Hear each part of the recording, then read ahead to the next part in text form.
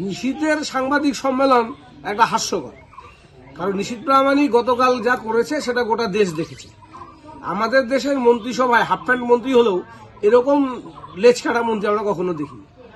এখানে কুচবিহারে ইতিপূর্বে ইন্দিরা গান্ধীকেও কালো ফ্ল্যাগ দেখতে হয়েছে।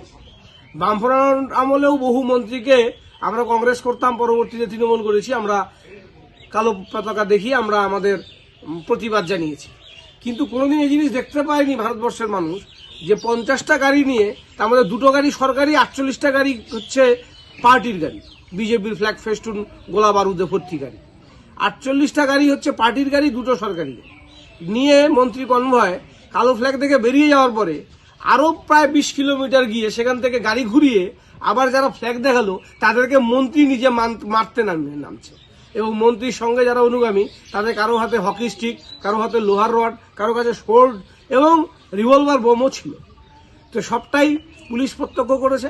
আমরা জেলা প্রশাসনকে ধন্যবাদ জানাবো যে তারা যথেষ্ট সক্রিয়ভাবে পরবর্তীকালে ব্যবস্থা গ্রহণ করেছেন এবং যারা দুষ্কৃতী তাদেরকে আর্মস সহ গ্রেপ্তার করা হচ্ছে। আরও প্রচুর আর্মস বিজেপির কোমরে কোমরে ঢুকে আছে। এরা বিহার থেকে, আসাম থেকে এই আর্মসগুলো তারা আমদানি করছে। কাজেই এগুলো আরও বেশি মাপের। গতকাল যেটা দিনহাটায় হয়েছে, কেন্দ্রের মন্ত্রী নিশীথ প্রামাণিক প্রায় 50খানা গাড়ি নিয়ে হামলা করেছিল বুড়িরহাটে।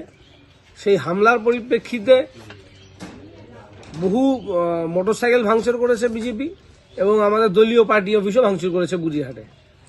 একই ঘটনার প্রত্যাবর্তন গতকাল রাতে নাটাবাড়ি বিধানসভার দেউচড়াই কেন্দ্রে, দেউচড়াই অঞ্চলে আমাদের দলীয় কার্যালয়ের দলীয় পতাকা ছিঁড়ে দেওয়া হয়েছে। সেখানে কিছু ফ্ল্যাগ ফেস্টুন ছেড়া হয়েছে। আজকে সেখানে এলাকার বিধায়ক মিহির গোস্বামী গেছেন। সেখানে গিয়ে উনি বিজেপির অনুগামীদের নিয়ে যখন ফ্ল্যাগ ফেস্টুন যারা ছিঁড়েছে তাদের নিয়ে ঘুরছেন, তখন স্বাভাবিকভাবেই তার বিরুদ্ধে গো ব্যাক স্লোগান উঠবে। কারণ হচ্ছে গোটা পরিস্থিতির মধ্যে যেদিন থেকে নির্বাচিত হয়ে গেছেন সেখানে আর কখনো আসেনি। নাটাবাড়ি থেকে জিতে যাওয়ার পরে দেউচড়ায় মানুষ কখনো দেখেনি।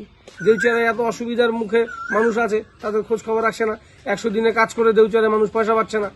তার জন্য তারা সেখানকার বিজেপি বিধায়ককে বিক্ষোভ দেখিয়েছে। এটা তো সব জায়গাতেই হবে, এটাই স্বাভাবিক।